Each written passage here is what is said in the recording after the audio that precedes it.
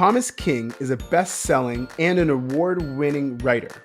He has been honored with a Governor General's Literary Award for Fiction and the RBC Taylor Prize for his nonfiction work, The Inconvenient Indian.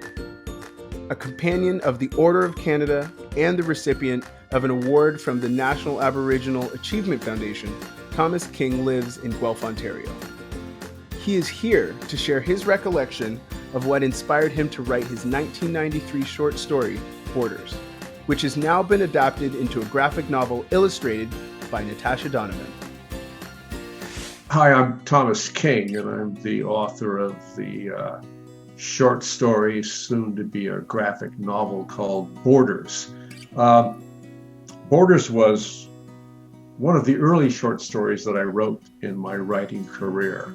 And it came about in a number of interesting ways. So one was, I was out in Lethbridge, Alberta. I was teaching at the University of Lethbridge Native Studies. And a couple of the guys who played on a Native basketball league came into my office and tried to second me to play basketball because I was tall. I told them I was a lousy basketball player. They didn't care. They just wanted another body to throw out there and take 5 fouls before I fouled out of the game. And you know, it was camaraderie and community. And so I said, sure, I'd go with them. And so we used to go around the countryside playing basketball in this very large Native basketball league that went from Canada down into the States. And every time we had to go across the border into the States, of course, we had to go through the border guards and the customs, security, whatever. And this was way back before 9/11 or anything else, before security really got tight. But even then, on occasion, we'd get hassled. You know, you get a van full of Native guys pull into a border stop, especially on the U.S. side, and we'd get hassled. They'd stop us. They'd go through our gym strip bag looking for parts of eagles and feathers and whatnot.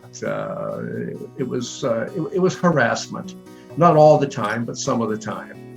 Or they would just give us a tough time. And some of the times, just to be ornery, when they said, you know, okay, citizenship, some of the guys on the team would say Blackfoot. And of course, that didn't go anywhere because you had to be Canadian or you had to be American. That was it. And I began hearing stories about families who would go across to the American side, back and forth, who were sort of hassled in the same way. And I'd heard a story about a mother who had insisted on Blackfoot as citizenship, which she had every right to do. And, you know, the hassle that she went through. And she got across, but still, you know, just nonsensical hassling. So I started thinking, well, what happens if you had a family or a mother and a son, a mother and a daughter who tried to get into the U.S.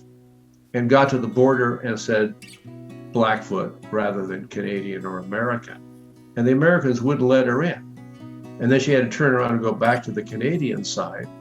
And when the Canadian folks asked her citizenship, she said Blackfoot, and they wouldn't let her in. Well, between Coots and Sweetgrass on the Canadian-American border, there used to be a distance between the two border shacks, and it was a duty-free parking lot. And so I thought, you know, well, now they're stuck in sort of no man's land, no person's land in this parking lot with the duty-free shops. They can get some food and they get, you know, water and whatnot. But they're stuck in between these two countries that think that they own Native people. And I wrote the story with that in mind, this sense not just of identity, but of being able to say who you are. And this sense of entitlement that Canadians and Americans think they have, especially over Native people. And so it's a funny story. I mean, it's one of those things where, you know, everything that can go wrong does go wrong. They wind up having to stay a couple of nights in the duty-free parking lot because they can't get into the States or get back into Canada. There was an old story my mother used to like to tell me. I hated the thing. It was called A Man Without a Country, about this guy who declares he no longer wants to be an American. So they put him on a ship and they put him out at sea, and he stays out at sea for the rest of his life. It's one of those, if you're bad, this is what's going to happen to you. And that was sort of on my mind too when I was writing Borders. But really there's also this sense of loss, this inability to say who you are. So that really was what I started off with as an idea for the story.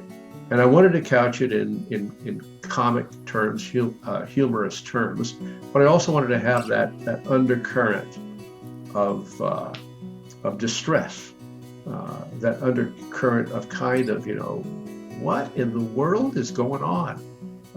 We have so much to worry about, and this should not have been a big issue, but it is, and it continues to be a big issue, as a matter of fact. Ask any Native person who lives on that borderland. My son just wrote a book actually on the U.S.-Canadian border, and we had some conversations about just what that means and historically what's happened in that area. So Borders is a short story, and as a graphic novel is just one of those stories. And it's interesting to see it as a graphic novel because it really was a short story to begin with. Everything was in words. Now all of a sudden you have visuals. I guess I think of graphic novels as an upgrade from comic books that I used to read. But I also remember that many times those books were easier for people to read, to get to, and that led to other things along the way. So if you read comic books, maybe you'd read a novel. If you read a novel, maybe you'd read a history book. If you read a history book, maybe you'd write one. Who knows what happens? So it's good to see it out as a graphic novel, and I'll be interested to see what people think of it. Why not upload your writing, your videos, and your ideas to the Creativity Club on the Telling Tales website? Thank you for joining us. See you again.